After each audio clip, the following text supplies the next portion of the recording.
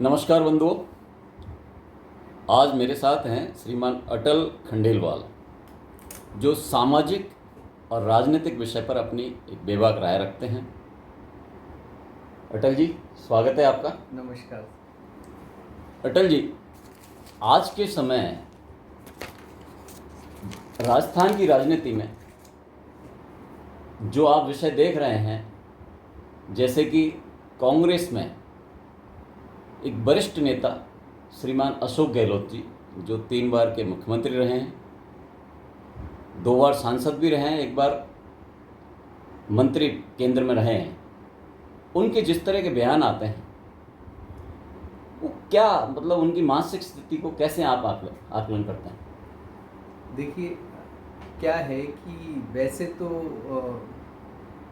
अशोक गहलोत जी को गांधीवादी नेता प्रचारित किया जाता है,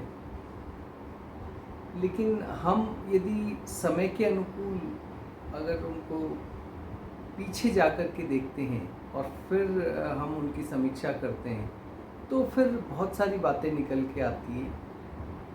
1998 में वो पहली बार राजस्थान की मुख्यमंत्री की गद्दी पे बैठे थे, लेकिन आप देखिए कि वो 3 बार मुख्यमंत्री रहे। तीनों बार कांग्रेस के जो अध्यक्ष कोई और रहे और जिन्होंने बहुत कार्य किए। पहली बार आप देखेंगे तो परशुराम मदेरणा जी थे, वो अध्यक्ष रहे, और सीएम बने अशोक गहलोत साहब। क्यों कि भी उनका सोनिया गांधी जो परिवार है उनसे उनका अच्छा तालमेल था, और इस आधार पे उनको यहाँ का सीएम बनाया गया। जो पहला कार्य उन्होंने किया बनने के बाद में, आते ही उन्होंने सबसे पहले परशुराम मदेरणा जी को मुख्य राजनीति से हटाकर स्पीकर बना दिया। ये उनका चिर परिचित अंदाज रहा, और फिर परशुराम मदेरणा जी क्योंकि वो स्पीकर बन गए तो फिर वो दोनों ही आप देखिए वो फिर वो एक राजनीति जो सक्रिय राजनीति है उसकी बजाय वो राजनीति में उस तरीके से उनकी सक्रियता की भागीदारी कम कर दी गई। ये स्वतः से हो जाता है, फिर धीरे धीरे धीरे आप देखो कालांतर में ये नाम ही हट गया कांग्रेस से। उसके बाद तेज़ी से उभरते प्रोफेसर सीपी जोशी साहब रहे उदयपुर से, और उनकी भी बहुत बढ़िया छवि रही और कद्दावर नेता रहे, लेकिन बहुत काम करने के बाद कांग्रेस फिर सत्ता में आई। गहलोत साहब फिर वही जो सोनिया गांधी परिवार की नज़दीकियों के कारण दोबारा से उनको ही मुख्यमंत्री बनाया गया, और सीपी जोशी साहब को स्पीकर बना करके वही एक तरीके से उनको भी सक्रिय राजनीति से लगभग दूर कर दिया गया। अब सचिन पायलट साहब का तीसरी बार का आप वाकया देखिए। पूरी मेहनत की सचिन पायलट साहब ने।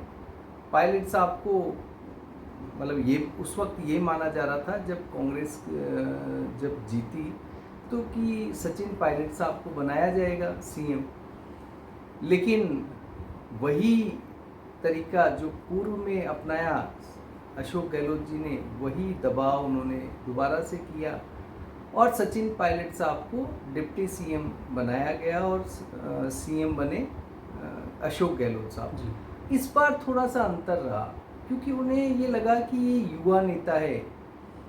इनके पिताजी राजेश पायलट साहब राजस्थान में बहुत कद्दावर नेता थे, और उनके भी गांधी परिवार से बहुत नज़दीकियाँ रहीं, और वो ये भी जानते थे कि सचिन पायलट साहब हैं, उनका प्रियंका गांधी जी के साथ उन्होंने पढ़ाई भी की है, और उनके साथ थोड़ी अंडरस्टैंडिंग बेटर है।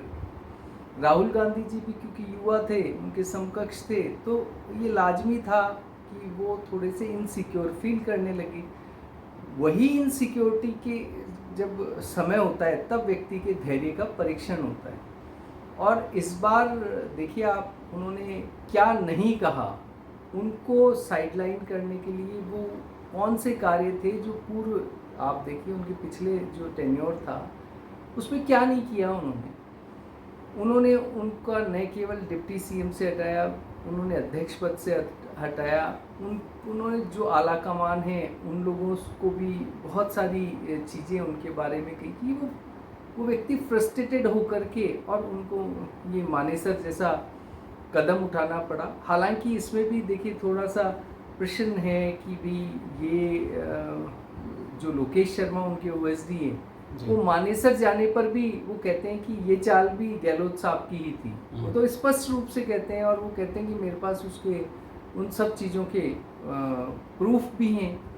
और सचिन पायलट शायद उतनी राजनीतिक उस आकलन नहीं कर पाए, और मानेसर में फिर गहलोत साहब को एक मौका मिल गया।